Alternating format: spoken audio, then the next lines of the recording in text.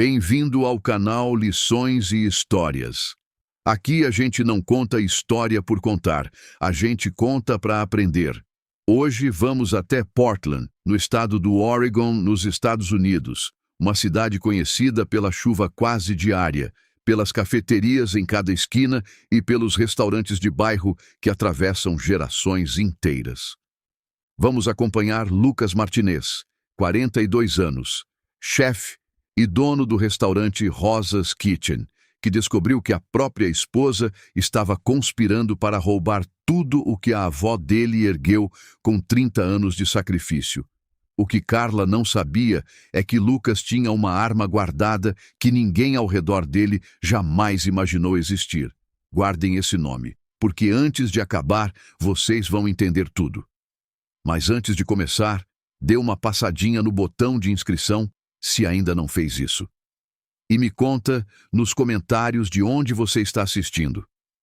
Isso faz parte da história também. Então vamos lá.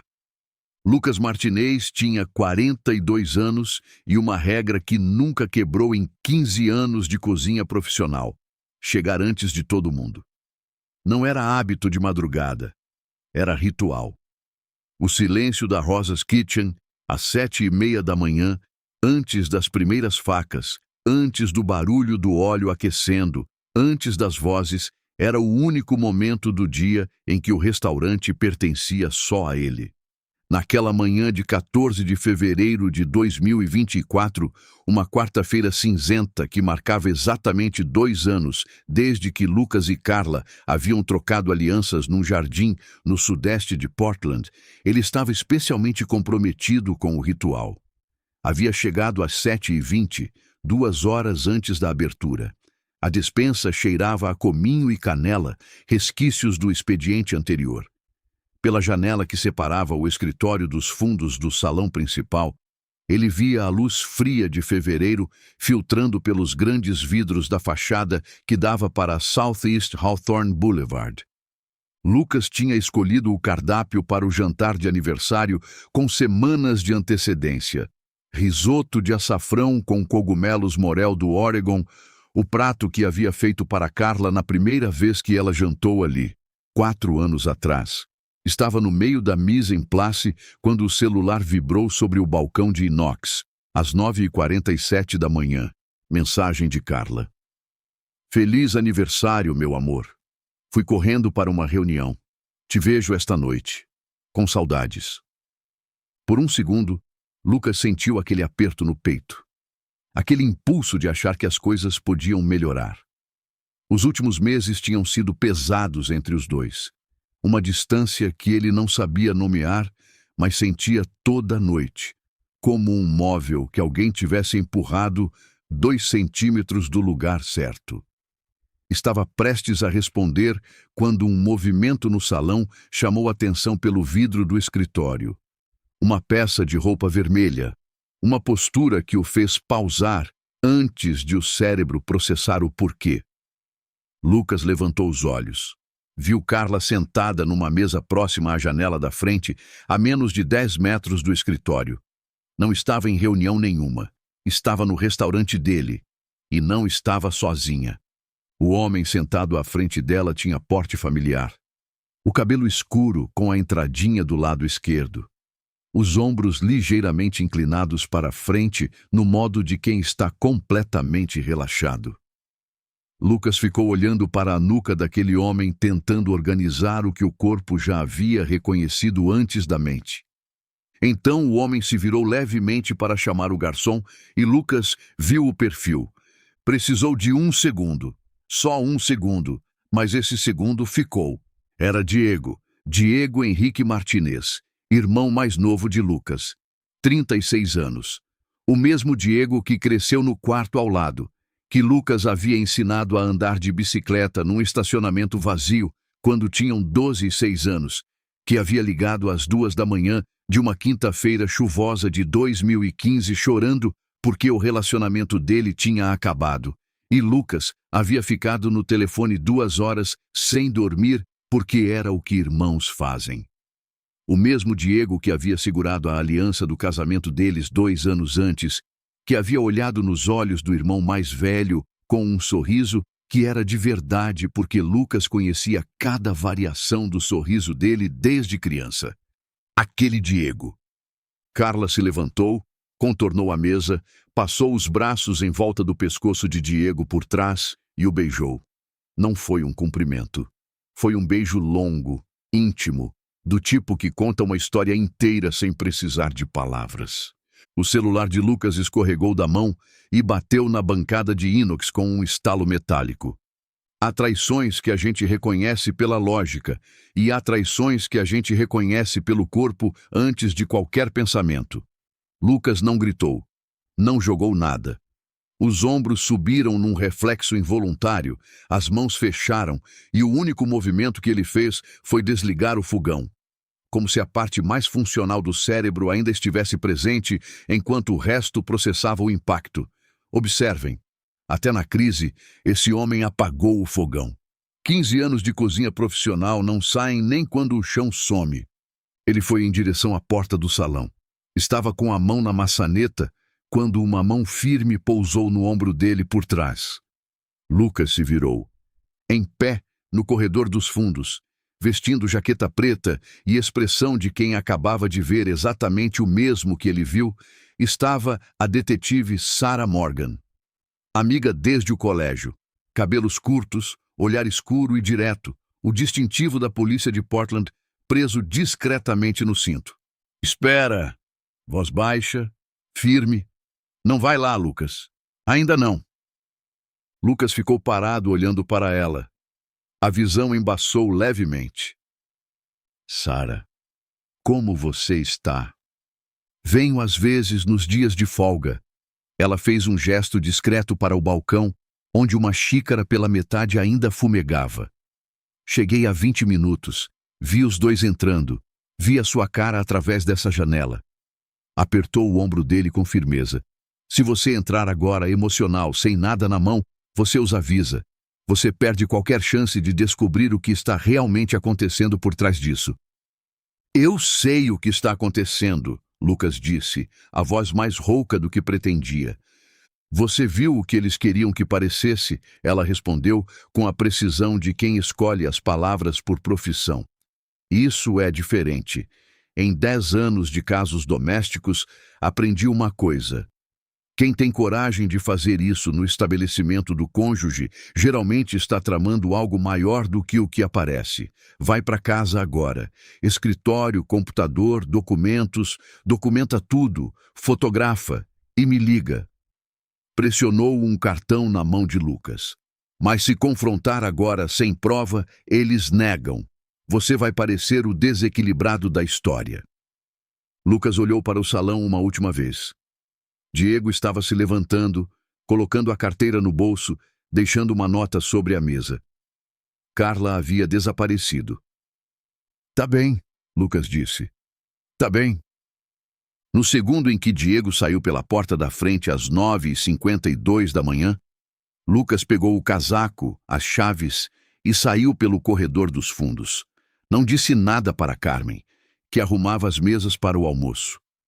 Saiu com o avental ainda no corpo e entrou no carro no frio de fevereiro de Portland, as mãos sobre o volante. Aqui vale uma pausa rápida para quem não conhece Portland no inverno. A cidade fica no noroeste dos Estados Unidos e acumula chuva de outubro a março sem cerimônia nem pedido de desculpa. Fevereiro ali não é o fevereiro gelado de neve dos filmes americanos.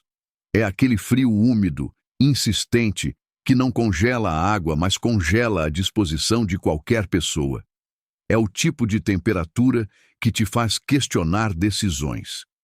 Naquela manhã, enquanto Lucas dirigia pelas ruas vazias do sudeste de Portland, a chuva fina batia no para-brisa num ritmo constante e completamente indiferente ao que estava acontecendo dentro daquele carro. O percurso até a casa deles no nordeste de Portland devia levar 12 minutos. Lucas fez em 8.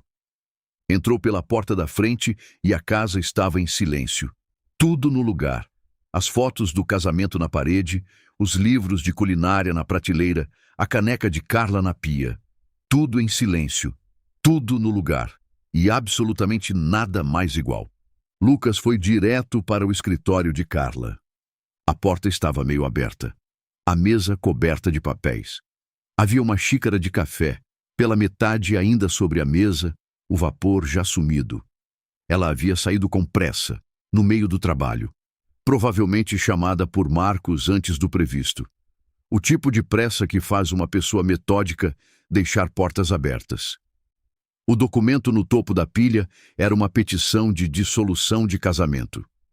Tribunal do Condado de Multnomah, Estado do Oregon. Carla Mendes Martinez como requerente. Lucas Eduardo Martinez como requerido. A assinatura dela estava lá, em tinta azul.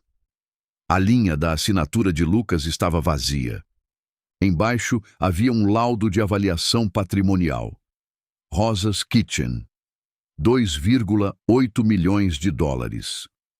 Para entender o tamanho disso em termos concretos, um restaurante de bairro em Portland, avaliado em quase 3 milhões, não é uma lanchonete de esquina. É patrimônio erguido ao longo de décadas. 30 anos de trabalho da avó Rosa e 10 de Lucas. O resultado de acordar às 5 da manhã, fechar depois da meia-noite, pagar fornecedor em dia, construir reputação prato a prato, tudo numa folha de papel que alguém pretendia arrancar da mão dele. Lucas continuou folheando. Um e-mail impresso de Marcus Brennan, diretor de aquisições do Cascade Dining Group, datado de 3 de novembro de 2023.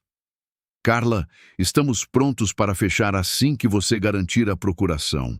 A oferta de 2,8 continua de pé. Garanta que ele esteja fraco o suficiente para assinar antes do prazo. Uma vez que a transferência for concluída, depositaremos os valores na conta offshore.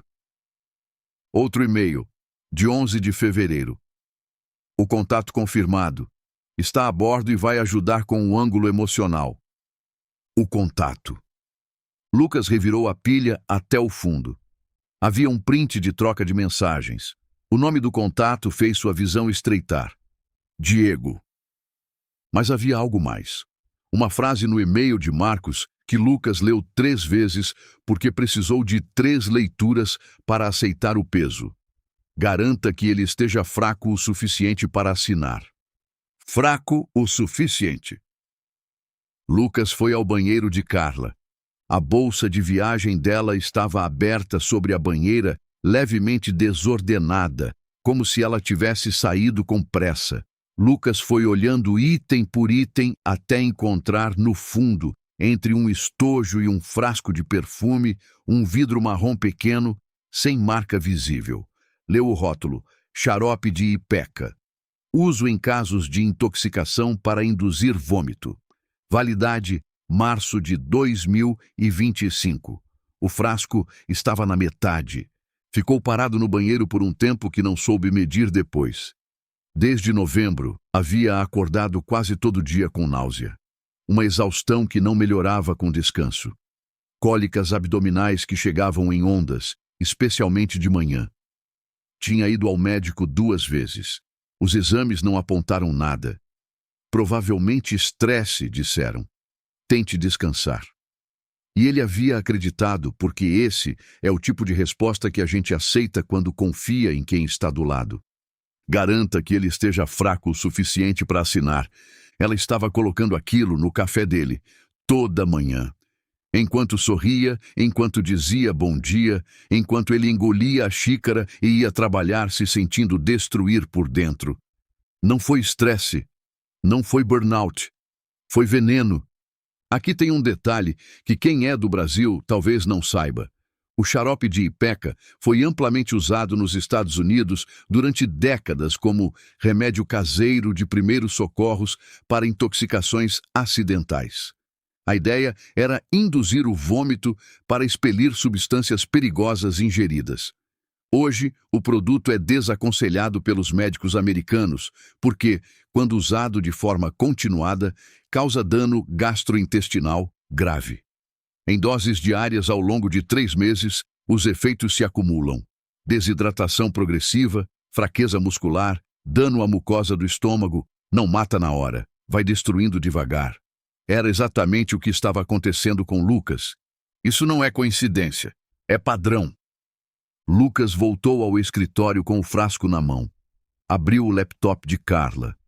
A senha era o nome do restaurante português preferido dela em Lisboa, onde haviam passado a lua de mel. A tela desbloqueou. Encontrou a cadeia de e-mails com Marcus Brennan. Garanta que ele esteja fraco o suficiente para assinar. O produto está funcionando.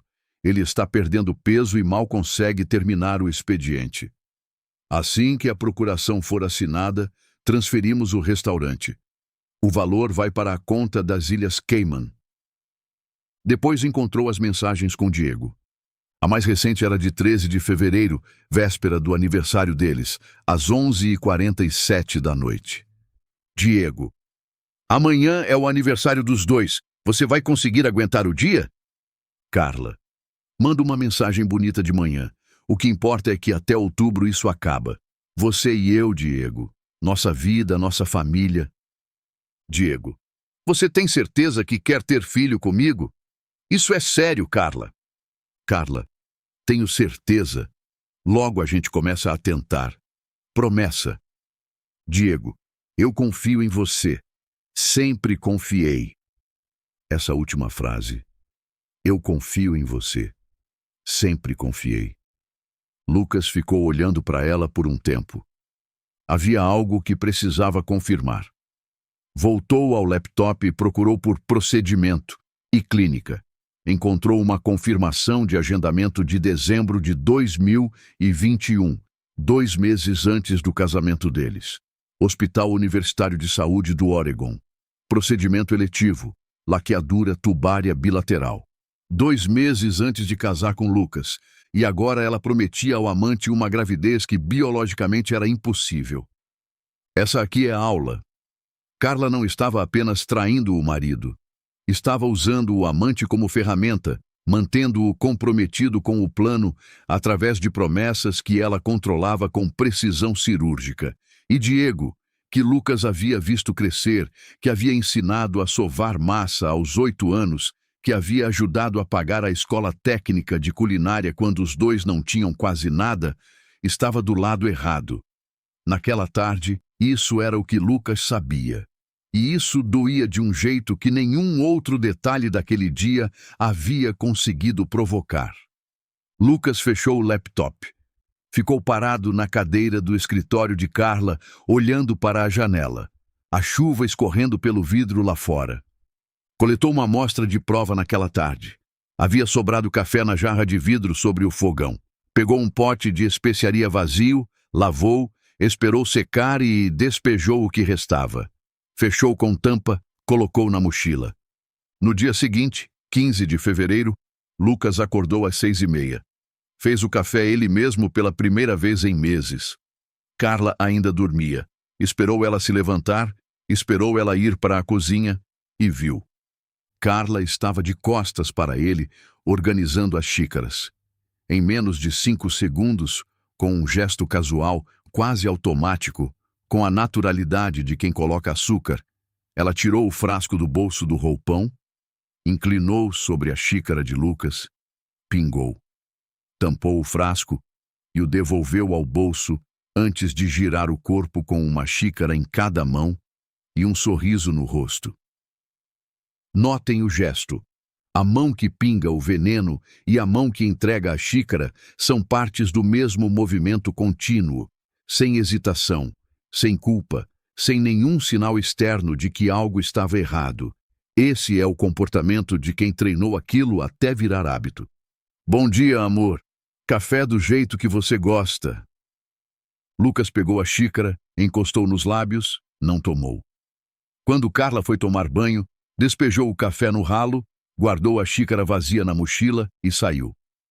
Às 8 da manhã, estava no estacionamento do Laboratório Médico Providence, na Northeast Gleason Street. Aqui tem uma coisa que o brasileiro em geral desconhece completamente. Nos Estados Unidos, é possível contratar análises toxicológicas particulares em laboratórios certificados sem passar pelo plano de saúde, sem registro no prontuário médico. O resultado tem validade legal plena se o laboratório for certificado pelo órgão regulador federal. Diferente do Brasil, onde a maior parte dos exames passa pelo convênio e gera registro automático, lá você paga de forma discreta e o laudo tem o mesmo peso jurídico. Lucas pagou com um cartão pessoal que não era compartilhado com Carla e pediu que não fosse faturado para o seguro do casal. A doutora Rachel Bennett recebeu ele numa sala de exames pequena, expressão profissional, óculos de armação fina. Ela examinou o pote, ouviu o relato e fez a pergunta que os médicos deveriam fazer mais vezes. Você está seguro em casa? Lucas disse que sim, que precisava das provas antes de qualquer passo. 72 horas, ela disse. O resultado é admissível em tribunal. Lucas pagou $127,50 em dinheiro. Saiu para o estacionamento frio e ficou sentado no carro sem ligar o motor. O pote tinha ido embora. As provas estavam em andamento, e lá fora a chuva continuava, indiferente. No dia 18 de fevereiro, o celular tocou com um número desconhecido, enquanto Lucas preparava o molho para o serviço do jantar. Lucas, aqui é a doutora Bennett. O resultado saiu. Precisamos conversar pessoalmente. O laudo deslizou pela mesa. Uma linha estava marcada em amarelo. Xarope de Ipeca detectado, 15 mililitros por 250 mililitros de amostra. A essa concentração, a doutora explicou com a voz estável. Administrado diariamente ao longo de meses, provoca náusea crônica, vômito, fadiga, dor abdominal e fraqueza geral progressiva. Os efeitos acumulados incluem desidratação, desequilíbrio eletrolítico e dano à mucosa gastrointestinal. Pausa. Lucas, alguém está te envenenando de forma deliberada há pelo menos 3 meses. 3 meses. Novembro. Você precisa ir à polícia, ela disse. Preciso de mais do que isso primeiro, Lucas respondeu.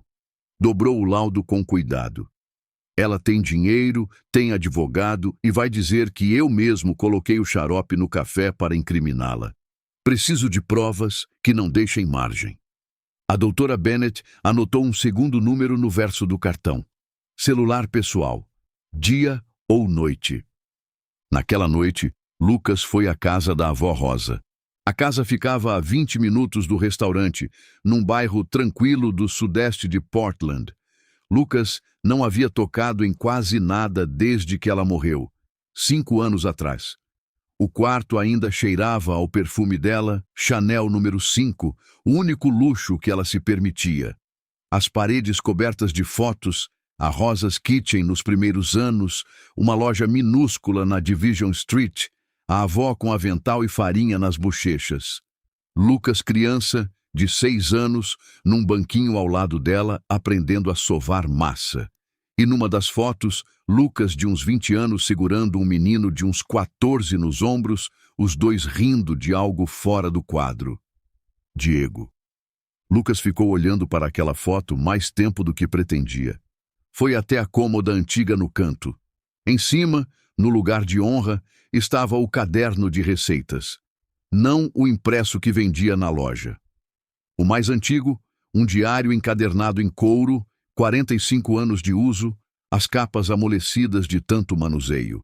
Cada receita que a avó havia aperfeiçoado na vida estava ali, escrita na caligrafia cuidadosa e inclinada dela. Quando virou o caderno para colocar no colo, uma quina da capa dianteira prendeu no punho da camisa e puxou levemente. Lucas ouviu um som suave, uma abertura. A encadernação de couro havia se separado levemente da lombada, revelando um espaço que não era o papelão esperado. Papel. Lucas puxou com cuidado. Havia 3 folhas dobradas escondidas ali dentro. A primeira era uma carta manuscrita. Letra da avó Rosa. Ele conhecia cada traço daquela caligrafia como conhecia o próprio nome. Meu querido neto Lucas, se você está lendo isso é porque eu já fui. E é porque alguém tentou te trair. Eu sempre soube que esse dia poderia chegar. Quem constrói algo de valor cria inveja. Por isso fiz um plano para te proteger mesmo depois de partir. Há um fundo em seu nome de $850 mil, administrado pelo advogado Benjamin Hartley, meu amigo de 40 anos. O fundo tem uma única condição. Só pode ser acessado se houver prova de que alguém está tentando tomar a Rosa's Kitchen de você. Se você encontrou esta carta, acredito que você tem essa prova. Ligue para o Benjamin, mostre o que encontrou. Ele vai ajudar você a ativar o fundo. Use o dinheiro para se proteger, para proteger o restaurante, para lutar de volta. Esta é a sua arma, meu menino. Use com sabedoria. Te amo sempre. Avó Rosa. Lucas leu a carta 3 vezes. As lágrimas escorregaram sem que ele tentasse segurar. Ela sabia. Havia passado décadas construindo não apenas um restaurante, mas um escudo. Havia guardado aquilo num lugar que só alguém que realmente precisasse encontraria. Contexto importante para entender o peso disso. $850 mil nos Estados Unidos é mais do que uma reserva. É uma ferramenta.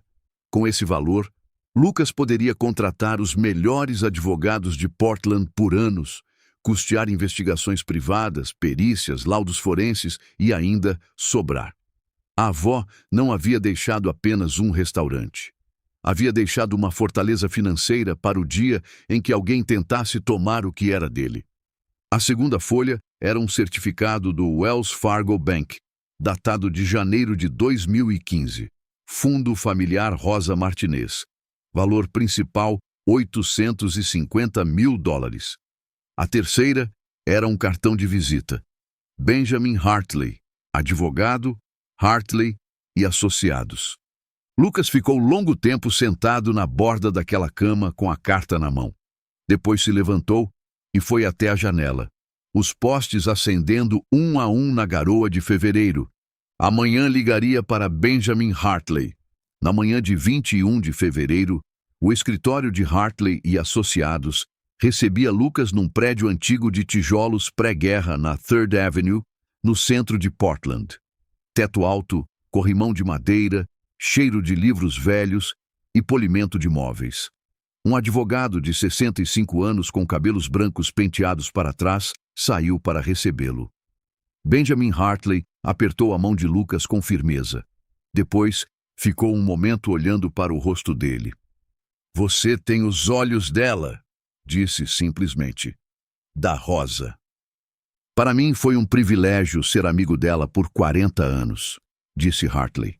Ela falava de você sempre, orgulhosa de um jeito que enchia o ambiente. Lucas colocou o envelope pardo sobre a mesa. Hartley abriu com cuidado, lendo cada documento em silêncio. A carta da avó, o laudo toxicológico, a petição de divórcio com a assinatura de Lucas claramente forjada, os e-mails impressos de Marcus Brennan. Quando terminou, fechou a pasta e olhou para Lucas com a expressão de um homem que processou situações graves o suficiente para saber quando uma cruzou o limite. Lucas, ele disse, isso não é só fraude, é tentativa de homicídio.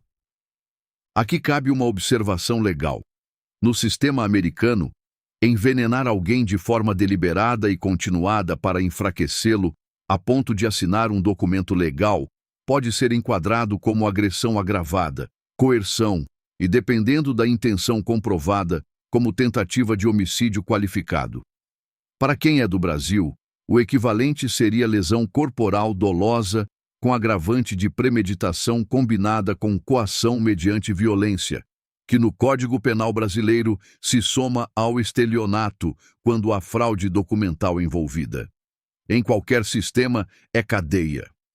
Vou entrar com petição de emergência hoje, disse Hartley. Vamos pedir ao tribunal 3 coisas. Ordem de restrição temporária congelando todos os ativos do casal incluindo a Rosa's Kitchen, ela não conseguirá vender nem transferir nada. Ativação imediata do fundo da sua avó para que você tenha recursos agora. E abertura de investigação criminal das atividades de Carla e de Marcus Brennan. Com esse nível de evidência, o juiz pode responder em 48 horas. Lucas sentiu algo que não sentia há semanas: solidez. Tem uma detetive, ele disse.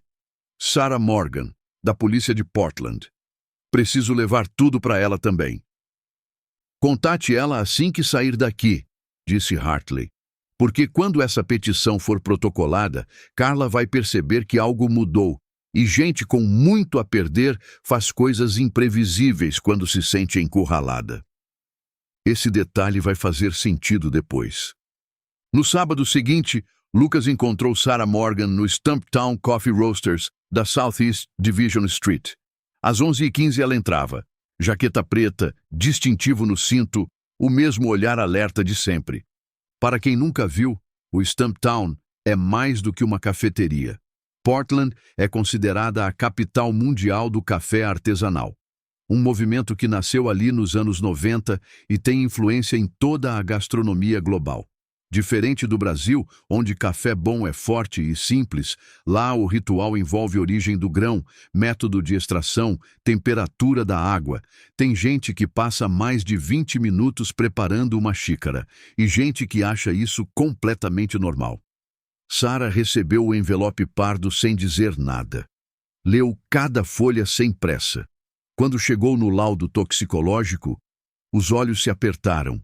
Quando chegou nos e-mails de Marcus Brennan, a mandíbula endureceu. Ela te envenenou por quanto tempo? 3 meses, de novembro até fevereiro. Isso é tentativa de homicídio, Sarah disse, com a objetividade de quem não precisa exagerar para causar impacto. Envenenamento com intenção de coagir é agressão agravada no mínimo, e esse Marcus Brennan cai junto. Conspiração, cumplicidade. Notem o que Lucas estava fazendo nesse momento. Em vez de ceder à raiva, que seria a reação mais humana do mundo, ele estava pensando como alguém que quer ganhar, não apenas reagir. Há uma diferença enorme entre esses dois modos de existir numa crise. Preciso de algo mais direto, Lucas disse. O laudo prova que havia ipeca no café. Não prova que ela colocou. Um bom advogado pode trabalhar com dúvida razoável. Câmera, disse Sarah.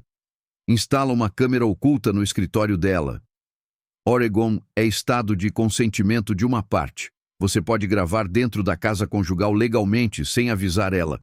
Se ela falar sobre o plano em casa, você tem áudio e vídeo. Ela escreveu um segundo número no verso do cartão. Celular pessoal. Se qualquer coisa mudar, se você sentir que está em perigo, liga para o 91 primeiro, depois para mim. Lucas comprou a câmera naquele mesmo dia, pela internet. Entrega em 2 dias. Na manhã de segunda-feira, enquanto Carla estava fora, instalou o dispositivo dentro do porta-retratos na escrivaninha do escritório dela. A foto do casamento dos dois, sorrisos que agora pareciam pertencer a outra vida.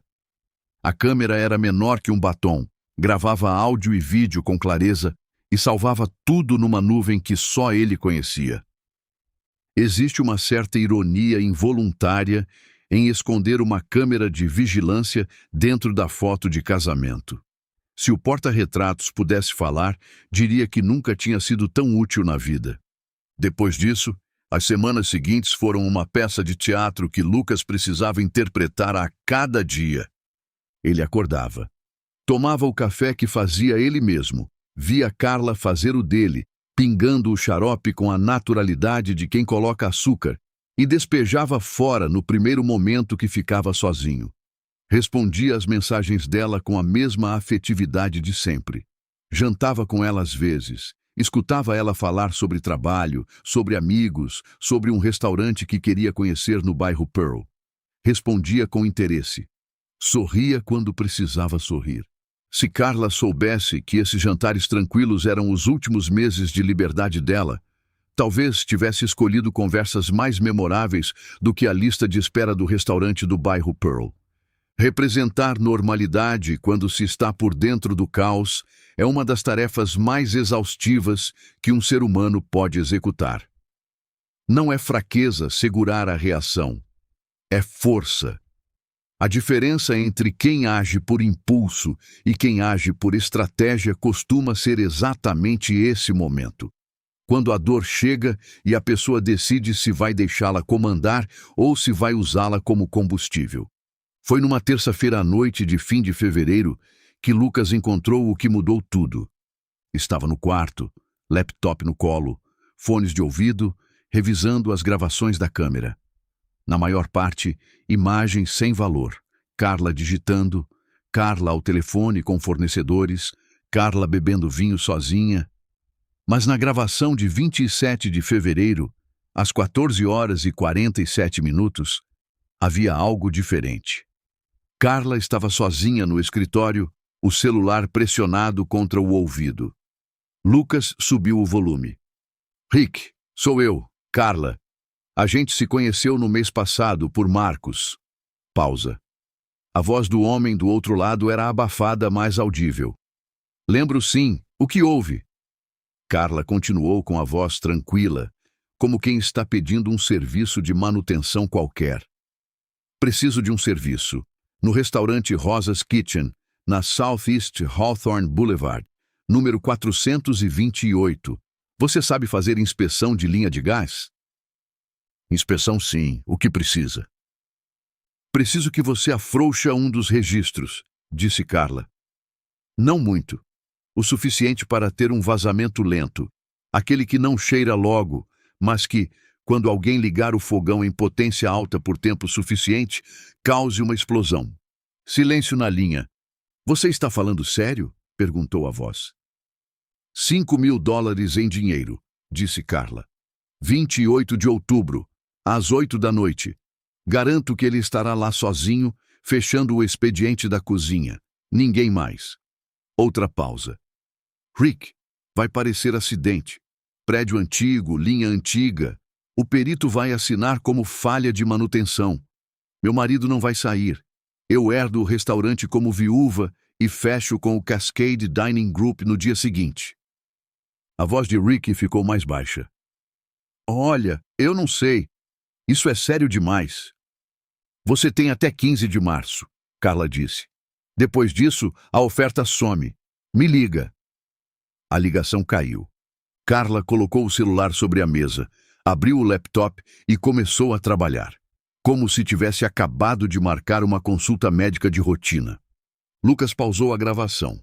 28 de outubro, 8 da noite. Ela queria ele dentro do restaurante sozinho quando a explosão acontecesse. Não era roubo. Era assassinato. Exportou o arquivo de vídeo. Salvou 3 cópias. No celular, num pendrive escondido na mochila, num e-mail numa conta que Carla desconhecia. Depois, abriu o aplicativo de mensagens e digitou para Sara. Tenho algo. Pode se encontrar amanhã cedo? É urgente. A resposta veio em 30 segundos. 7 horas. Minha sala. O que é? Lucas digitou. Carla contratou alguém para me matar. Tenho em vídeo. 3 pontos apareceram. Depois... Meu Deus, Lucas! Você está seguro agora? Sim, ela está dormindo. Trava a porta. Te vejo às 7. Lucas travou a porta. Voltou para a cama. Ficou olhando para o teto enquanto o barulho da respiração de Carla chegava suave do outro corredor. Regular, calma, do jeito de quem não tem peso nenhum na consciência. Não sentia medo, sentia clareza. 28 de outubro estava a 8 meses de distância. Mas Carla não sabia que ele já sabia. E quando alguém não sabe que você sabe, você escolhe quando e como o jogo acaba. Na manhã de 5 de março de 2024, Lucas entrou no escritório de investigações Anderson, na Southwest Morrison Street, no centro de Portland. O lugar cheirava a café velho e papel acumulado, e havia uma planta de plástico verde garrafa sobre a mesa de recepção que claramente nunca havia enganado ninguém quanto à sua natureza. Tom Anderson, 50 e poucos anos, cabelo grisalho cortado rente, estava atrás de uma mesa coberta de pastas e copos de isopor empilhados. Lucas havia contratado Tom 5 dias antes, logo depois de mostrar o vídeo da câmera para Sarah. Sarah havia aberto investigação oficial, conseguido mandados e orientado Lucas a ficar quieto. Mas Lucas precisava entender o tamanho daquilo. Precisava saber até onde Diego estava metido. Por isso havia contratado Tom, para seguir os dois durante o mês de março e documentar tudo. Tom deslizou uma pasta grossa pela mesa. Relatório preliminar. 5 dias de acompanhamento. Lucas abriu. Fotografias. Carla e Diego na entrada do Hotel Marriott, na Southwest 6th Avenue. Carla e Diego numa mesa de canto no restaurante Clyde Common, mãos unidas sobre a toalha. Carla e Diego num estacionamento de supermercado, ela com a cabeça apoiada no ombro dele, os dois rindo. Eles se encontram 3 vezes por semana, disse Tom, sempre no Marriott, entre 2 e 5 da tarde, quando você está no restaurante. Entram com o nome falso Thompson, pagamento em dinheiro. Tem mais? Lucas perguntou. Tom puxou outra foto. Seu irmão está frequentando uma clínica de fertilidade, Portland Fertility Center, na Northeast Gleason, 2 vezes por semana, terças e quintas, 10 da manhã. Começou em janeiro. Lucas olhou para a foto. Diego saindo da clínica com uma pasta debaixo do braço, expressão concentrada. Aqui Lucas precisou parar e processar uma informação que mudava tudo sobre Diego. Não era um homem sendo usado de forma passiva. Era um homem que estava comparecendo a consultas de fertilidade porque havia acreditado que Carla queria ter um filho com ele. Era um homem que estava construindo na cabeça uma família inteira, uma vida nova, um futuro que ele chamava de liberdade. E para construir esse futuro, havia concordado em ajudar a destruir o irmão que o havia criado. Tem uma diferença entre alguém que comete um erro e alguém que se compromete com um erro mês após mês. Diego não havia tropeçado numa situação difícil. Diego havia escolhido, havia ido à clínica de fertilidade às terças e quintas, havia respondido às mensagens de Carla, planejando o futuro dos dois. Havia cruzado cada linha que um irmão não cruza e continuado andando. Isso não é fraqueza. É escolha repetida com pernas. Tem mais uma coisa, disse Tom, puxando a última foto. Ontem de tarde, os dois estavam numa cafeteria perto da livraria Powell's. Carla estava mostrando um documento para Diego. Não consegui chegar perto o suficiente para ver o conteúdo, mas dava para ver o cabeçalho. Ele entregou a foto.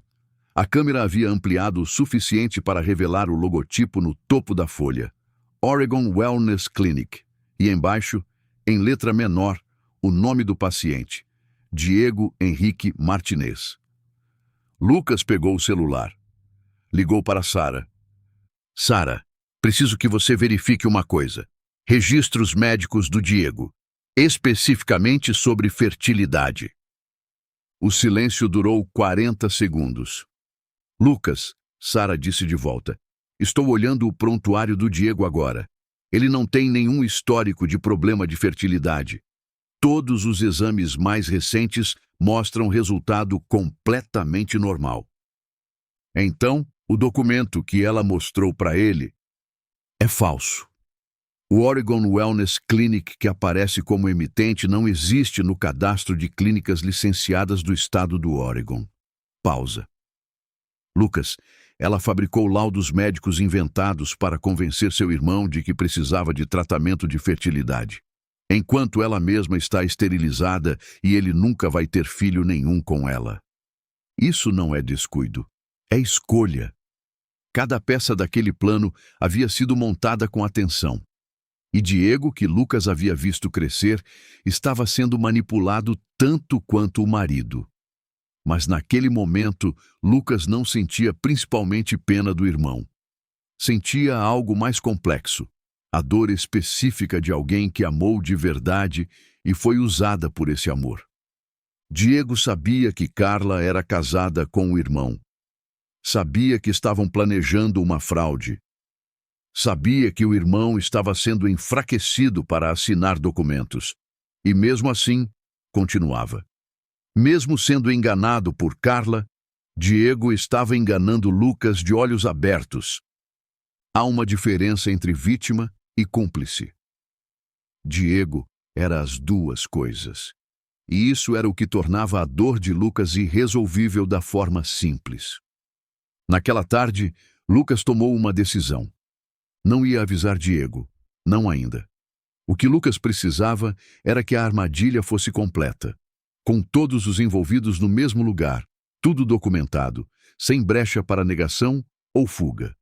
E havia algo mais. Uma parte pequena de Lucas, que ainda era irmão mais velho. Queria que Diego estivesse presente no momento em que a mentira de Carla desmoronasse completamente. Que visse, que entendesse, sem possibilidade de construção posterior, tudo aquilo pelo qual havia optado. Os meses que se seguiram foram os mais longos da vida de Lucas. Sara havia convencido ele a esperar. A lógica era cirúrgica. Se prendessem Carla em março com o que tinham, um bom advogado poderia argumentar que a gravação era circunstancial, que Carla nunca havia confirmado a intenção final, que Rick talvez tivesse exagerado na interpretação do pedido. A prova mais forte seria prendê-la no ato, com o sabotador dentro do restaurante na data que ela mesma havia escolhido, com ela presente esperando que a explosão acontecesse, com tudo documentado e sem espaço para dúvida razoável. Então Lucas esperou. Continuou acordando todo dia. Continuou descartando o café envenenado. Continuou respondendo às mensagens de Carla com o carinho cuidadoso de quem não sabe de nada. Continuou abrindo a Rosa's Kitchen, preparando o serviço, atendendo os clientes, treinando a equipe, vivendo a rotina que era sua há 15 anos. E foi nessa rotina que a clareza foi chegando. Havia algo no ato de cozinhar que não deixava ele se perder completamente. O restaurante existia antes de Carla. Havia sido construído por uma mulher que acordava às 5 da manhã e ia dormir depois da meia-noite. O restaurante era real e pertencia a Lucas muito antes de qualquer outra pessoa entrar naquela porta. Ninguém tira o que é seu enquanto você está de pé. No começo de outubro, Diego apareceu no restaurante, sem aviso. Numa tarde de sábado, quando o salão estava cheio e Lucas estava na cozinha finalizando um serviço. Carmen veio avisar discretamente. Seu irmão está no balcão, disse que estava passando pelo bairro e quis dar um oi. Lucas ficou parado por um segundo com a faca na mão. Depois a colocou sobre a bancada, limpou as mãos no avental e foi ao salão. Diego estava no banco do balcão, o casaco aberto, a mesma postura descontraída de sempre. Quando viu Lucas, abriu o sorriso que Lucas conhecia desde que Diego tinha 6 anos. O sorriso de quem está genuinamente contente de ver o outro. Irmão, esse lugar está uma beleza. Sempre fico orgulhoso quando passo por aqui. Orgulhoso. Essa palavra. Lucas ficou olhando para Diego por um segundo, que durou mais do que o externo. Diego estava sentado no balcão do restaurante que, em menos de 4 semanas, deveria explodir com o irmão dentro. Estava sorrindo. Estava dizendo orgulhoso. E esse sorriso era o mesmo sorriso de sempre. Porque Diego havia aprendido desde criança a usar aquele sorriso. E Lucas havia passado 36 anos acreditando nele. Que bom que apareceu, Lucas disse, com uma voz que não traiu nada. Vai querer comer alguma coisa? Foco aqui. Esse é o momento mais difícil de toda a história. Não foi quando Lucas encontrou os documentos. Não foi quando viu o frasco de Ipeca. Foi aqui. Olhar nos olhos do irmão, ouvir a palavra orgulhoso e não deixar nada aparecer na própria expressão. Porque Diego não sabia que Lucas sabia. E Lucas precisava que continuasse assim. Diego ficou 40 minutos. Comeu uma entrada, tomou um café, falou sobre o trabalho, sobre Portland, sobre um filme que havia visto na semana anterior. Saiu com um abraço no irmão, um cuida-se jogado para trás enquanto cruzava a porta e desapareceu pela calçada molhada da Hawthorne Boulevard. Lucas ficou parado atrás do balcão até a silhueta do irmão sumir na esquina. Depois, voltou para a cozinha, fechou a porta e ficou com as duas mãos apoiadas na bancada de inox por um tempo que não mediu, respirando devagar. Havia uma parte dele que queria acreditar que Diego havia ido ali porque sentia culpa, que o sorriso escondia arrependimento, não conforto, que aquele orgulhoso havia custado algo para ser dito. Mas Lucas conhecia o irmão e sabia que não era isso. Diego havia ido porque ainda achava que estava ganhando. E gente que acha que está ganhando sorri do mesmo jeito que sempre sorriu. No dia 25 de outubro de 2024, faltando 3 dias para a data que Carla havia escolhido para matar o marido, Lucas fez a ligação. Central de atendimento da Oregon Natural Gas. Aqui é Brenda. Como posso ajudar? Estou ligando da Rosas Kitchen, na Southeast Hawthorne Boulevard. Tenho sentido um cheiro fraco de gás perto do fogão nos últimos dias. Nada alarmante, mas achei melhor checar. A companhia levou 50 minutos para mandar um técnico. Ed Parker, macacão cinza, capacete, detector de gás portátil. Depois de alguns minutos de varredura, Parker apontou para uma conexão de latão atrás do fogão, perto da linha principal. Esse registro está afrouxado. Não o suficiente para vazar agora, mas se o fogão ficar funcionando em temperatura alta por tempo prolongado, o vazamento começa. Ele levantou o olhar para Lucas com a expressão de quem viu muita coisa. Isso não afrouxou sozinho. Parker trabalhou 20 minutos, apertou todas as conexões, rodou o detector por cada centímetro da linha. Pronto, tudo firme agora, mas vou precisar registrar o serviço. Lucas pôs a mão no bolso. Colocou cédula sobre o balcão. Minha esposa é muito ansiosa com esse tipo de coisa. Se ela souber que chamei a companhia de gás, vai imaginar o pior durante semanas. O problema está resolvido.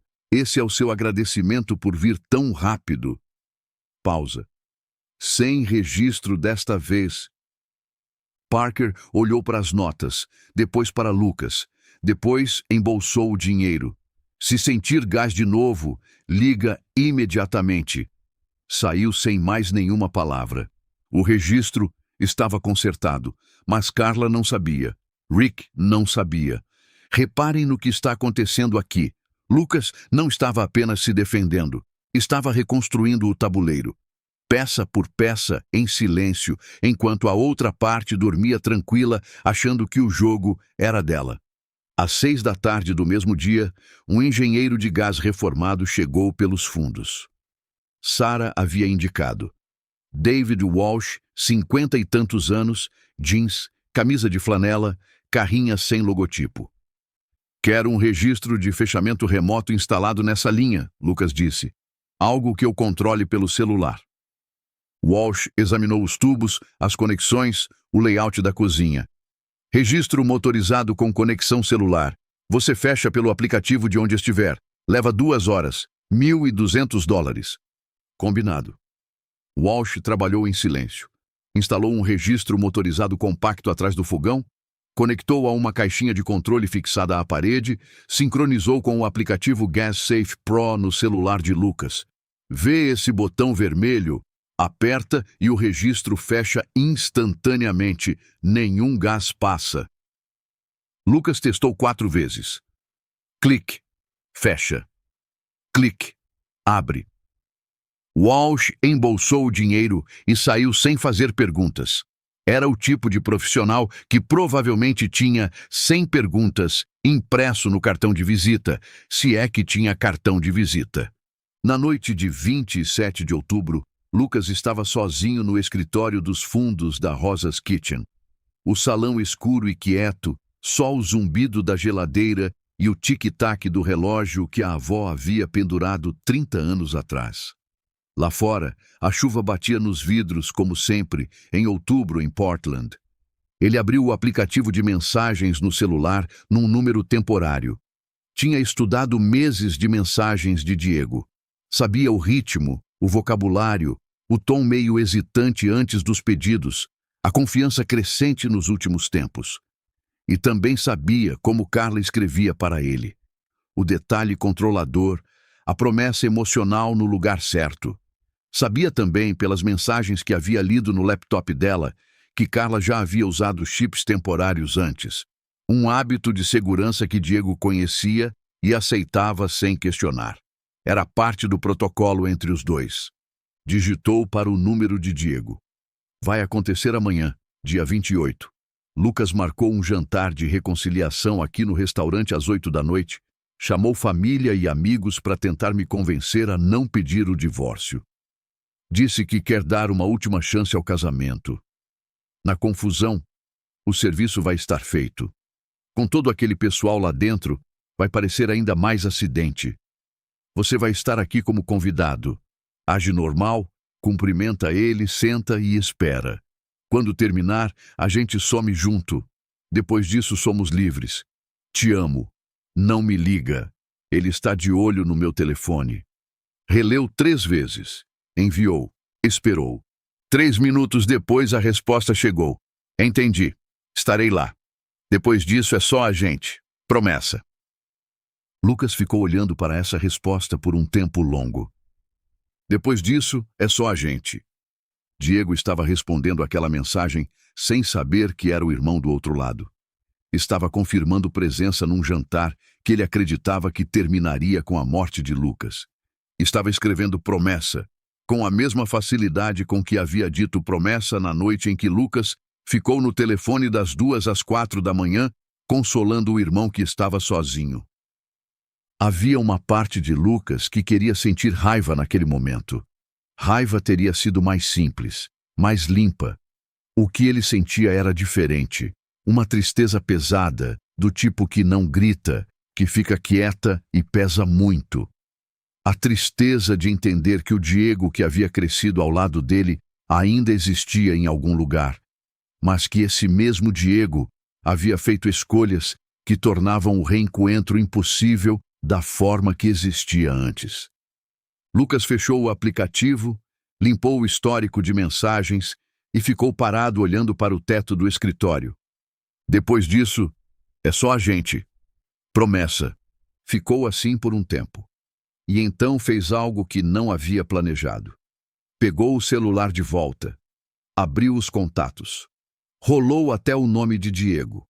O número que havia memorizado quando Diego tinha 15 anos e ganhou o primeiro celular, um presente de aniversário que Lucas havia economizado 2 meses para comprar.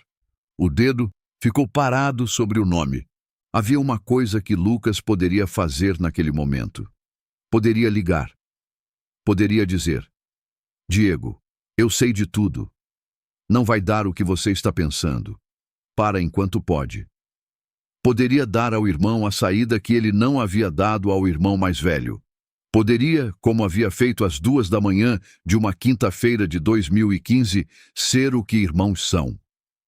Ficou com o dedo parado por quase 1 minuto.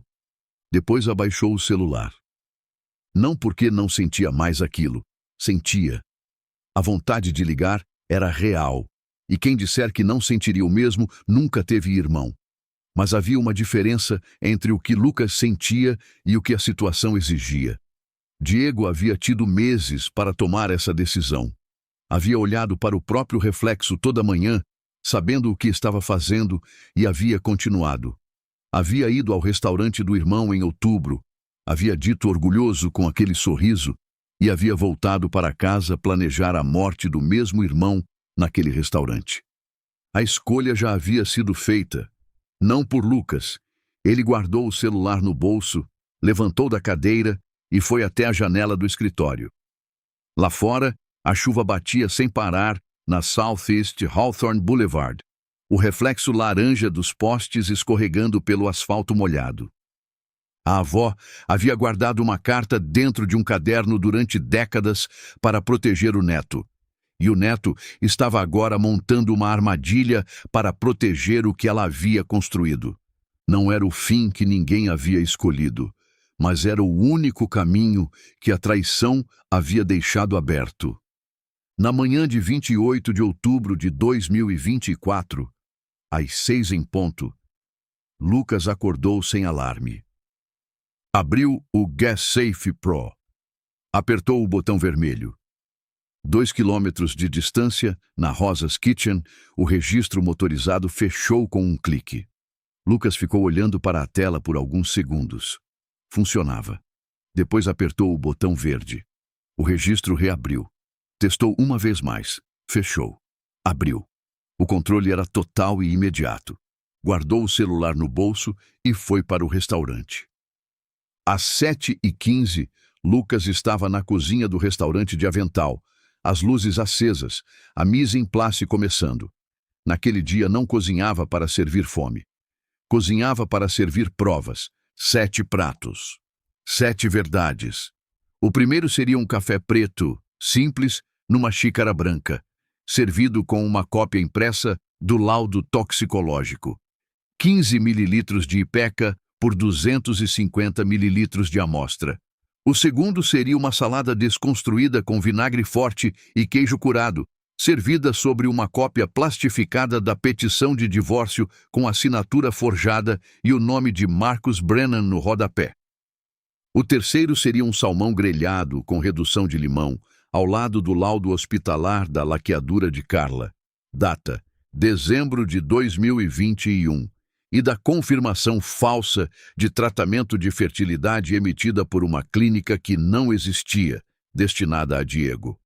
O quarto seria um cordeiro assado com alecrim e alho, acompanhado de uma seleção impressa das mensagens trocadas entre Carla e Diego.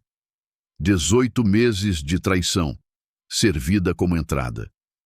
O quinto, e esse era o mais trabalhoso, seria o chile em nogada da avó Rosa. Pimentão recheado com carne temperada, coberto com molho de nozes e sementes de romã. A avó ensinava que chile em nogada era o prato dos dias que exigiam cerimônia. Era o prato certo para aquele dia.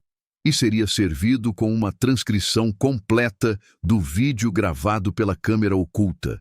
A voz de Carla, instruindo Rick a afrouxar o registro de gás da Rosas Kitchen no dia 28 de outubro, às 8 da noite, com o marido dentro, sozinho. O sexto seria a sobremesa. Um bolo 3 leites feito da receita da avó Rosa, a mesma que ela havia ensinado a Lucas quando ele tinha 8 anos. E ao lado, impresso, o e-mail de Marcus Brennan confirmando os depósitos na conta offshore e a data de encerramento do processo. O sétimo seria apenas um quadrado de chocolate amargo num prato branco, sem enfeite, sem explicação. A verdade nua, sem adorno. A tia Carmen chegou ao meio-dia com uma van de equipamentos. Ela não era a Carmen do salão, era a irmã da avó Rosa, enfermeira aposentada do Providence Hospital, que havia passado a vida inteira no segundo plano do restaurante sem nunca pedir crédito.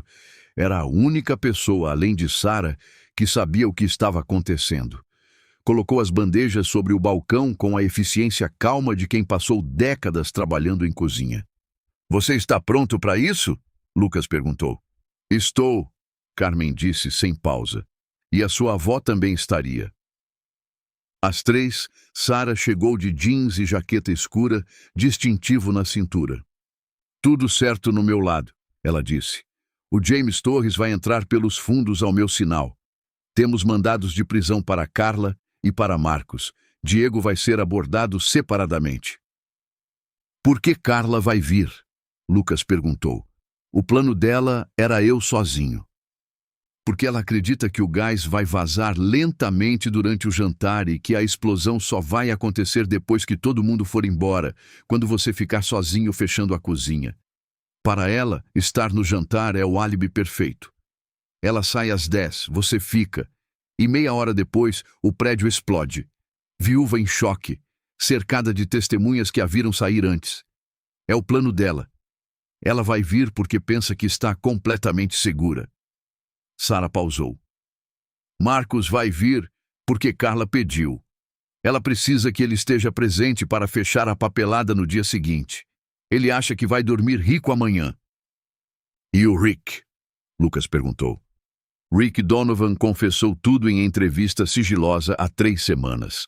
Assinou acordo de cooperação. Vai testemunhar contra Carla em troca de pena reduzida. Ele fez o serviço na noite de 22 de outubro, 3 dias antes de você ligar para a companhia de gás. Entrou pelos fundos depois do fechamento, afrouxou o registro e saiu. Nem sabia que você já estava monitorando tudo. Sarah cruzou os braços. Lucas, quando o confronto começar, você fica no controle. A noite é sua. Às 5, Lucas arrumou as mesas. 15 lugares, toalha branca, velas, cartões com os nomes. Carla na cabeceira oposta à dele. Diego à direita de Carla. Marcus Brennan à esquerda. Benjamin Hartley ao lado de Lucas. Sarah próxima à porta dos fundos. Os demais convidados. Dona Conceição, a mãe de Lucas, a tia Carmen do hospital. Primos, o padre Miguel que havia casado os dois, Jenny com a câmera, amigos de longa data e clientes antigos da Rosa's Kitchen que conheciam a avó, preenchendo o centro. Às 6 pendurou o cardápio na parede. 7 pratos. Só os títulos: café da manhã, contrato, promessa, escolhas, acidente, ganância, verdade. Às 6:30 se trocou. Calça preta, camisa branca, o avental da avó dobrado dentro da bolsa para depois. Às 7, acendeu as velas. O salão ficou com aquela luz âmbar suave. Lucas ficou parado na porta por um momento. 30 anos de história naquelas paredes. O relógio, a moldura de madeira da janela, o forno industrial que a avó havia comprado de segunda mão. O restaurante havia sobrevivido a invernos difíceis, a anos de margem estreita, a 2 incêndios pequenos e a uma pandemia. Ia sobreviver a isso também. Pegou o celular. Abriu o Gas Safe Pro. Apertou o botão vermelho pela última vez naquele dia. O registro fechou. A partir daquele momento, nenhum fogão do restaurante acenderia. O plano de Carla estava morto. E ela não sabia. Às 8:05 a porta da frente se abriu e Carla entrou. Prestem atenção nessa entrada, porque ela conta tudo. Carla chegou com o passo firme de quem pertence ao lugar. O casaco retirado antes mesmo de fechar a porta. O sorriso calibrado para o ambiente. Os ombros soltos, o queixo levemente levantado. No cálculo dela, a explosão só aconteceria depois das 10 da noite, quando Lucas ficasse sozinho fechando a cozinha e ela já estivesse do outro lado da cidade com um álibi perfeito. Estava naquele jantar porque achava que era o lugar mais seguro do mundo para ela naquele momento. Era a postura de quem está segura porque acredita ter controlado cada variável. Ela cruzou o salão, passou os braços em volta de Lucas e o abraçou. Feliz aniversário, meu amor. Pausa. Você está bem? Parece cansado. Estou ótimo, Lucas disse. Fico melhor quando você chega. Ela sorriu. Lucas sorriu de volta. Os dois sabiam. Nenhum dos dois deixava o outro perceber que sabia. Aqui entre a gente, se isso não fosse uma história real, seria um roteiro de thriller psicológico premiado. 2 pessoas que sabem exatamente o que a outra pretende, fingindo não saber, trocando sorrisos num salão cheio de velas.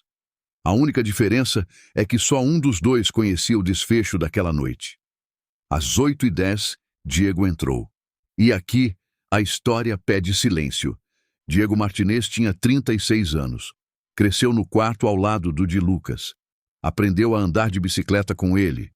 Às 2 da manhã de uma quinta-feira de 2015, havia ligado chorando porque o namoro tinha acabado e Lucas havia ficado no telefone sem dormir porque era isso que irmãos faziam. Em 2016, quando Diego havia perdido o emprego e não tinha dinheiro para pagar o curso técnico de culinária que ele queria fazer, Lucas havia tirado as economias do mês e depositado na conta do irmão sem que ninguém pedisse. Em 2022, Diego havia carregado a aliança do casamento de Lucas com o sorriso de quem genuinamente queria que o irmão fosse feliz. Esse mesmo Diego estava de pé na porta da Rosa's Kitchen naquela noite de outubro, acreditando que em algumas horas o irmão estaria morto e ele começaria uma vida nova. Diego parou um segundo na entrada. Depois o olhar varreu o salão, as outras pessoas, e a expressão se recompôs tão rapidamente que só quem estava prestando atenção perceberia a hesitação. Ele caminhou até o irmão, estendeu a mão com o aperto de sempre, caloroso, familiar, o aperto que Lucas havia reconhecido desde criança. Lucas, que mesa linda! Irmão! Lucas apertou a mão de Diego. Segurou por um segundo a mais do que o necessário. Fico feliz que você veio. Diego olhou para ele. E por uma fração de segundo, só uma fração, o tipo de detalhe que some antes de ser nomeado, havia algo nos olhos do irmão mais novo que não era confiança. Era avaliação. A expressão de alguém verificando se o terreno é seguro. Lucas viu. Não disse nada. Às 8h15, Marcus Brennan entrou. Terno impecável, cabelos prateados, aperto de mão de quem passou a vida vendendo coisas a preço maior do que valiam. Lucas, que honra! Seu restaurante tem uma reputação lendária nessa cidade. Obrigado por vir, Marcus. Por volta das 8h50, todos os 15 convidados estavam sentados. Lucas ficou de pé na cabeceira da mesa, a taça de vinho erguida, e esperou o silêncio. Obrigado a todos por estarem aqui. A voz saiu firme, clara. 2 anos atrás, Carla e eu prometemos cuidar um do outro para o resto da vida. Hoje quero celebrar essa promessa com as pessoas que mais importam. Fez uma pausa. E também quero contar uma história. Uma história sobre confiança, sobre traição e sobre o que acontece quando alguém subestima um martinês. O sorriso de Carla ficou no lugar, mas os olhos mudaram. Uma fração de segundo. Uma contração pequenina ao redor dos olhos, o tipo de reação que o corpo produz quando o alerta dispara antes que a mente esteja pronta para admiti-lo. Diego não se moveu. Lucas foi até o laptop na mesa lateral. O primeiro prato é um café, ele disse, enquanto Carmen trazia a bandeja com as xícaras brancas e os laudos dobrados ao lado. Café preto, simples. O tipo que eu tomava toda manhã por 3 meses, sem saber que continha 15 mililitros de xarope de ipeca por xícara. Abriu o laudo no projetor. A linha amarelada apareceu na parede. Dona Conceição colocou a mão na boca. Carla não moveu um músculo do rosto. O segundo prato é sobre documentos. Projetou a petição de divórcio com a assinatura forjada e o e-mail de Marcus Brennan. 2,8 milhões de dólares. A Rosa's Kitchen que a minha avó construiu em 30 anos, que eu levei mais 10, continuando, avaliada e negociada para ser transferida para uma conta nas Ilhas Cayman, enquanto eu estava ocupado me sentindo mal por uma doença que não existia. Marcus Brennan endireitou a espinha. A mão foi para a gravata. Esse gesto diz mais do que qualquer palavra. O terceiro prato é sobre promessas. Lucas projetou os 2 documentos lado a lado. O laudo hospitalar da laqueadura de Carla e a confirmação falsa da clínica Oregon Wellness. E então, fez uma pausa que o salão inteiro sentiu. Olhou para Diego, não com raiva, com a expressão de quem está prestes a entregar a parte mais pesada de uma carga que carregou sozinho por meses. À esquerda, laqueadura tubária bilateral realizada no Hospital Universitário de Saúde do Oregon em dezembro de 2021, 2 meses antes do meu casamento. Pausa. À direita, documento de tratamento de fertilidade emitido pela Oregon Wellness Clinic, endereçado a Diego Martinez, com a promessa de que ele poderia ter filhos. Lucas baixou a voz. A clínica Oregon Wellness não existe no cadastro estadual de estabelecimentos de saúde do Oregon. Nunca existiu. E Carla sabia disso quando fez essa promessa. Diego se virou para Carla devagar. O sangue havia saído do rosto dele. Carla, ele disse a voz baixa e arranhada. Isso é verdade? Carla abriu a boca. Fechou. Diego. Lucas disse o nome do irmão com uma voz que não era acusação. Era algo diferente. Era o tom de alguém que precisou de meses para encontrar palavras que pudessem carregar tanto peso sem quebrar. Ela nunca pôde ter filho com você.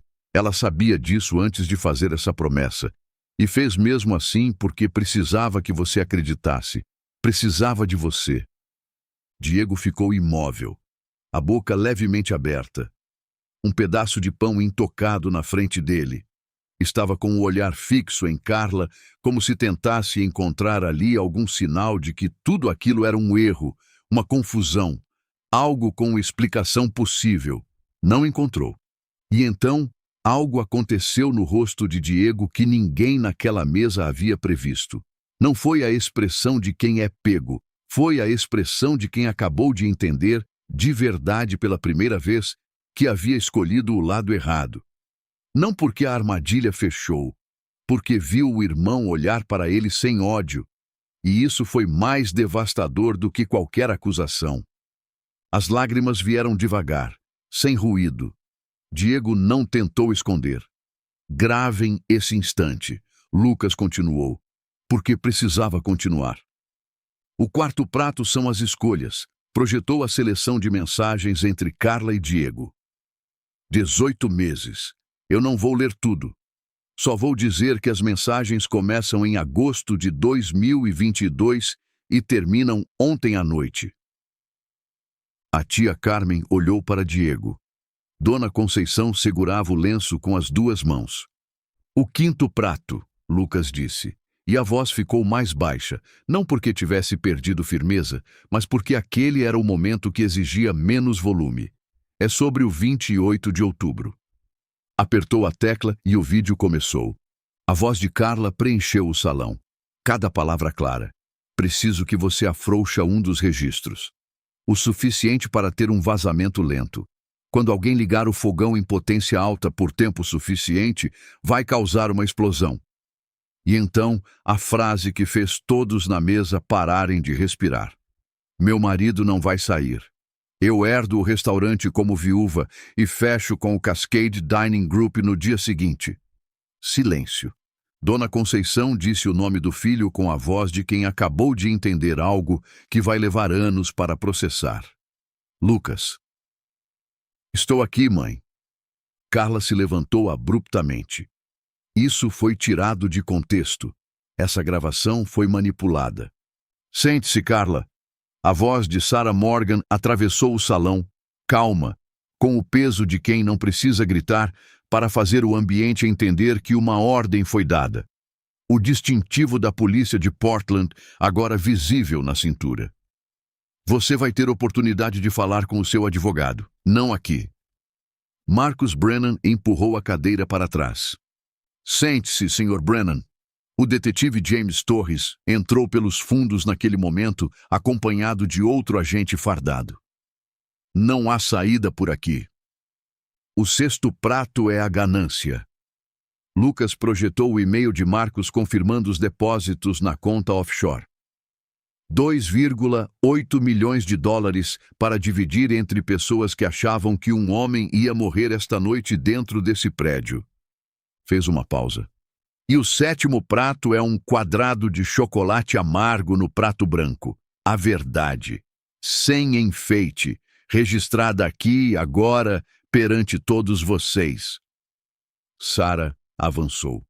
Carla Mendes Martinez, você está presa por tentativa de homicídio em primeiro grau, agressão com lesão corporal através de envenenamento sistemático, conspiração para cometer fraude e solicitação de destruição criminal de propriedade. Aplicou as algemas com movimento preciso. Você tem o direito de permanecer em silêncio. Tudo o que disser pode e será usado contra você num tribunal de justiça. Torres algemas Marcus Brennan com a mesma eficiência. Diego ainda estava sentado, o rosto coberto de lágrimas, as mãos abertas sobre a mesa. Sara se aproximou dele devagar. Diego Martinez, você foi aqui esta noite acreditando que ia testemunhar um acidente. O que você vai dizer agora vai determinar muito do que acontece a seguir. Você tem escolha. Pôs um gravador pequeno sobre a mesa. Você quer cooperar? Diego ficou olhando para a mesa por um tempo. Depois levantou os olhos para Lucas. Lucas o olhou de volta.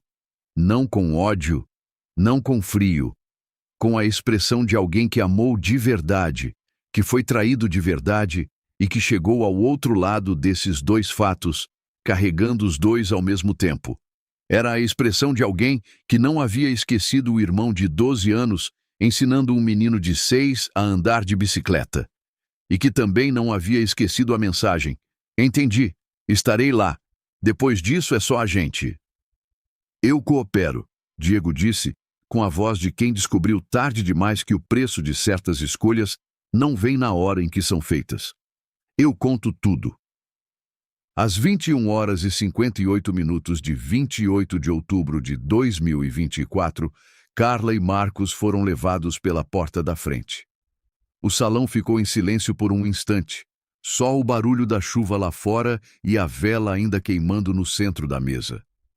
Sabe o que é engraçado nisso tudo? O chile em nogada estava perfeito. Os pratos do jantar dos 7 cursos, que ninguém havia tocado durante a revelação inteira, estavam ali, intactos, cheirando bem, completamente ignorados. A avó Rosa teria achado isso um desperdício inaceitável. Lucas prometeu mentalmente que resolveria isso depois. Dona Conceição cruzou o salão e abraçou o filho sem dizer nada. Lucas fechou os olhos por um momento. Sentiu o peso dos últimos 8 meses se dissolver lentamente. Benjamin Hartley pousou a mão no ombro de Lucas. A sua avó teria orgulho de você esta noite. Lucas não confiou na própria voz, então só assentiu. O julgamento durou 3 semanas. No sistema americano, crimes graves como tentativa de homicídio são julgados por júri popular. 12 cidadãos comuns que analisam as provas e decidem culpado ou inocente, sem formação jurídica, sem cargo. Quem é do Brasil vai reconhecer isso como algo que praticamente não existe no nosso sistema, onde a sentença fica nas mãos do juiz. Lá, a decisão fica com seus vizinhos. E 12 pares de olhos diferentes assistindo à mesma gravação de Carla, instruindo Rick a explodir o restaurante, chegaram ao único veredicto que a evidência permitia. Diego testemunhou por 2 dias. Contou cada reunião, cada instrução de Carla, cada detalhe. Quando saiu do banco das testemunhas, não olhou para Carla nem para o irmão. Desceu os degraus com a cabeça baixa. No dia 18 de dezembro de 2024, a juíza Margaret Whitmore leu as sentenças. Carla, 12 anos de reclusão, $500 mil de indenização a Lucas, todos os direitos sobre a Rosa's Kitchen integralmente restituídos ao Sr. Martinez. Marcus Brennan, 8 anos por conspiração e cumplicidade. Diego, 2 anos de probation supervisionada, 400 horas de serviço comunitário, proibição de contato com o irmão sem autorização expressa por escrito. Diego assentiu quando ouviu o nome dele. Saiu pela porta lateral, não pela principal. Lucas não o viu partir. Na semana seguinte, Lucas recebeu uma mensagem de Tom Anderson. Vi no noticiário. Bom trabalho. Se precisar de mais alguma coisa, já sabe onde me achar. A planta ainda está aqui. Lucas olhou para a mensagem por um segundo. Depois respondeu apenas: Obrigado, Tom. A planta de plástico sobrevivia a tudo. Era o tipo de coisa que sobreviveria ao fim do mundo e ainda estaria verde garrafa na recepção quando os arqueólogos chegassem. 3 dias depois do julgamento, um envelope chegou ao restaurante com letra que Lucas reconheceu antes de abrir. A caligrafia do irmão. Sempre havia sido boa, precisa, com uma inclinação levemente para a direita, que a professora do 5º ano havia elogiado uma vez e que Diego havia mantido por orgulho durante toda a vida. Lucas, sei que não tenho direito a nenhuma palavra sua, mas preciso escrever isso porque não consigo viver com o peso de nunca ter dito. Eu errei, não tropecei, não fui fraco num momento difícil. Eu escolhi o dinheiro, escolhi ela, escolhi me convencer de que você ficaria bem de alguma forma. Me convenci porque era mais fácil do que admitir o que estava fazendo. E quando ela mostrou os documentos falsos sobre fertilidade, uma parte de mim nem duvidou porque queria acreditar. Queria tanto acreditar que ela me amava que não perguntei o que deveria ter perguntado. Pagamos os dois o preço disso. Eu paguei o menor. Isso eu sei. Você me ensinou a cozinhar, me ensinou a trabalhar, ficou no telefone às 2 da manhã quando eu não tinha mais ninguém. E eu usei tudo isso para te virar as costas. Não estou pedindo perdão. Estou dizendo que você não merecia nada do que aconteceu e que vou carregar isso pelo resto da vida. Diego. Lucas leu a carta uma vez. Dobrou com cuidado. Colocou dentro do caderno de receitas da avó, entre a última página de receitas e a contracapa. Não porque havia perdoado. Não ainda. Mas porque havia algo naquela carta que pertencia à história inteira, e a história inteira merecia ser guardada. 6 meses depois do julgamento, na manhã de 15 de maio de 2025, Lucas caminhou descalço pela areia da Cannon Beach, com o caderno de receitas pressionado contra o peito. A praia ficava a 90 minutos de Portland para o oeste, onde o Oceano Pacífico encontrava a costa do Oregon numa sequência de rochas e espuma e vento que não pedia licença para ninguém. Para situar quem nunca esteve por lá, a Cannon Beach é uma das praias mais famosas do Oregon, conhecida pela rocha gigantesca chamada Haystack Rock, uma formação de mais de 70 metros de altura que fica a algumas centenas de metros da costa. É um dos pontos mais fotografados do noroeste dos Estados Unidos. Mas para Lucas, o lugar tinha significado anterior a qualquer fotografia. A avó Rosa o trazia ali quando ele era pequeno. Meu menino, ela dizia, o oceano lava tudo. Não importa quanto doe. As ondas continuam chegando e a vida continua andando. Eram quase 4 da manhã, quando havia acordado com a necessidade de voltar para ali. O fundo de $850 mil que a avó havia guardado durante 30 anos e os 500 mil de indenização de Carla haviam dado a Lucas mais do que recursos. Haviam dado escolha. Havia quitado todas as dívidas do restaurante, incluindo os empréstimos que Carla havia pressionado ele a assinar em condições ruins durante os meses do envenenamento.